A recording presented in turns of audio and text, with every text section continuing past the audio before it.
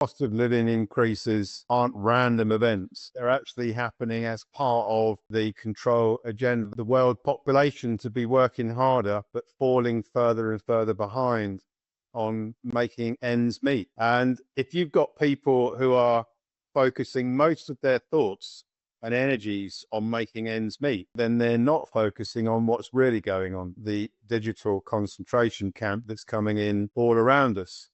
The banks are using your credit, and I'm going to show you how to recoup it. The funds didn't come from depositors, didn't come from the central bank. No, they came from the energy of Ian Clifford in this example, who deposited a new security of £1 million, promised to pay in the future, from the banker, Ian Clifford Stamp, and the bank matched it as a liability, and it's that which is the world debt. Thank you for that.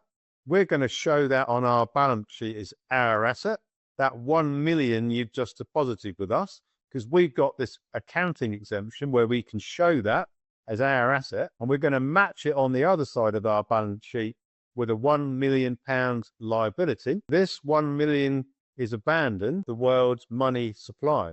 So they can take a mortgage out, and they did take a mortgage out over the energy of the people. And the mortgage over the energy of the people was all securitized by the birth certificates. It is basically the energy of the people which is being used to underwrite the bankruptcy of the United States Incorporated and all the other countries. Now, because that's how it works, if he was being honest, he'd say it's owed to the people because there is a mortgage taken out over their energy. It does it because what you're doing is you're actually lawfully recouping the credit which is abandoned, and is your entitlement under law to recoup the abandoned credit. So what actually happens is an international trust is set up separate from the one I've just spoken about, the asset shelter. And that trust files tax returns with the United States Treasury, the IRS, to recoup the credit. That is the peaceful remedy to exiting your mortgage. Don't go to war with the bank. Don't go to war with the courtroom. Use any other methodology.